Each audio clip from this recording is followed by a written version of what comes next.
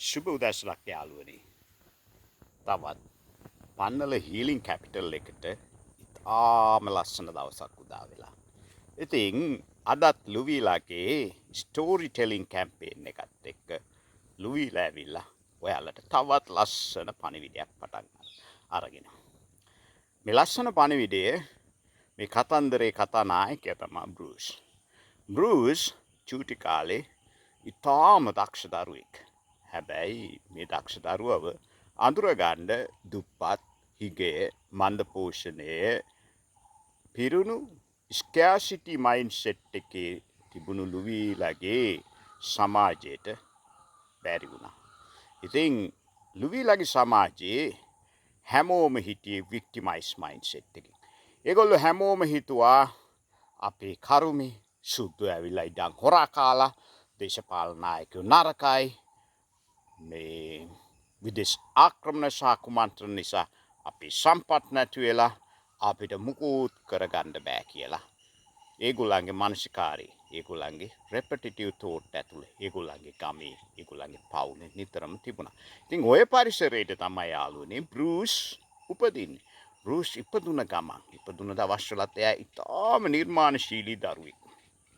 නමුත් මේ ඉහළ නිර්මාණශීලී දරුවෙක් කියන්නේ ඒගොල්ලන්ගේ ඉමේජිනේෂන්ස් හරි ඉහළයි. ඉතින් බෲස් කුඩා කාලෙම චූටි දේවල් හදනවා. චූටි අලි හදනවා, චූටි සෙල්ලම් බඩු හදනවා, චූටි බැට් හදනවා. මේ බෲස්ගේ තියෙන මේ ඉමේජිනේෂන්ස්, මේ තියෙන ශක්තිය බෲස්ලාගේ අම්මලට තේරුම් ගන්න බෑ. මොකද ඒගොල්ලෝ චූටි කාලේ එච්චර නිර්මාණශීලීත්වයක් තියෙන දරුවෝ දැකලා නැහැ. ඉතින් මේ බෲස්ට වර්ධින හැම වෙලාවෙම එයාගේ අම්මා එයාට hina වෙනවා. හුරතලෙටයි hina වෙන්නේ. හැබැයි මේ hina වෙන හැම වෙලාවෙකම එයා චූටි සෙල්ලම් බඩුවක් හදද්දි බෲස්ගේ හිත හරියට පෑරුණා. ඉතින් බෲස් බුලි වෙනවා. බෲස් මුලින්ම බුලි වෙන්න ගත්තේ එයාගේ පරිසරයේ, එයාගේ අම්මගේ. මොකද එයාගේ ඉමේජිනේෂන්, එයාගේ ක්‍රියේටිවිටි එක එයාගේ අම්මා හාස්‍යයට සහ එයාගේ අවට අනිත් අයත් එක්ක විහිළුවට, උපහාසයට, සුරතලයට ලක් කරන නිසා. ඉතින් සීරියස් වැඩ කරන බෲස් මේක නිසා ડિප්‍රෙස් වෙන්න ගත්තා. ඉතින් කාලයක් කොහොම යනකොට බෲස් තරුණ ගැටවරයෙක්, බොහොම දක්ෂ ළමෙක්, බොහොම ඉස්සරහින් වැඩ කරන්න පුළුවන්. එයා අනිත් අය වගේ නෙමෙයි, එයා හෑන්ඩ්ස් ඔන් කෙනෙක්. ඉතින් බෲස්ගේ වැඩ දැක්කාම අනිත් අයත් බෲස්ට එක ඒවා කියනවා. එයා ගාඩන් හදනවා, එයා එක ඉනොවේෂන් කරනවා. මේ ඉනොවේෂන් මොනවද කියලා ඉවර වෙලා එයාගේ සමාජයේ ඉන්න අනිත් අයට තේරුම් ගන්න බැරි වුණා. ඉතින් ඒගොල්ලෝ කළේ මේ බෲස් අනේ මේ ළමයා මහා අමුතු ළමෙක්. මෙයා මේ කිසි දෙයක් කරන්නේ නැහැ. හරියට පාඩම් කරන්නේ නැහැ. හරියට ඉස්කෝලේ වැඩ කරන්නේ නැහැ. ගණන් වලටත් ලකුණු අඩුයි. විද්‍යාවටත් ලකුණු අඩුයි කියලා හැමතිස්සෙම බෲස්ව ඩිස්කරේජ් වෙන කතන්දර කිය බෲස්ව ડિප්‍රෙස් කෙරෙව්වා. ඉතින් අර හොඳ දක්ෂතා එක්ක උපදින ළමයා බෲස් ડિප්‍රෙෂන් තියෙන කෙනෙක් බවට කාලයක් යනකොට පත් වුණා. ඉතින් කොහොම හරි බෲස්ගේ වාසනාවට බෲස් දවසක් සුදු මහත්තයෙක් ගාවට වැටුණා. ඉතින් මේ සුදු මහත්තයා බෲස් එක්ක වැඩ කරද්දි දැක්කා බෲස් ගාව තියෙන ඉමේජිනේෂන් පවර් එක, බෲස්ගේ ක්‍රියේටිවිටි එක.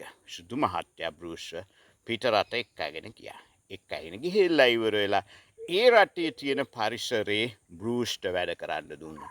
බෲස් මේ පරිසරේ තාම ජයග්‍රාහකෙක් වුණා. මොකද බෲස් හැදුන පරිසරය low IQ පරිසරයක් නෙමෙයි දැන්.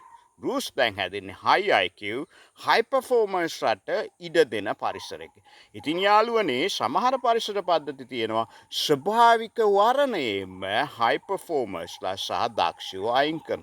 ඔවුන්ට වැඩ කරන්න දෙන්නේ නැහැ. ඒගොල්ලෝ හදන පොකුණු, ඒගොල්ලෝ හදන වැව්, ඒගොල්ලෝ කරන ඉනෝවේෂන්ස්, ඒගොල්ලෝ ලියන කෝඩ්, ඒගොල්ලන්ගේ ප්‍රෝග්‍රෑම්, ඒගොල්ලෝ ඩිස්කවර් කරන ඇල්ගොරිතම්, ඒ වගේ ඒවා ඔක්කොටම මේ මිනිස්සු hina වෙලා ඉවරලා ඒගොල්ලෝ ඩිස්කරේජ් කරලා දානවා. නමුත් සුදු මහතුන්ගේ පරිසරයේ ඉන්නේ low IQ අය නෙමෙයි.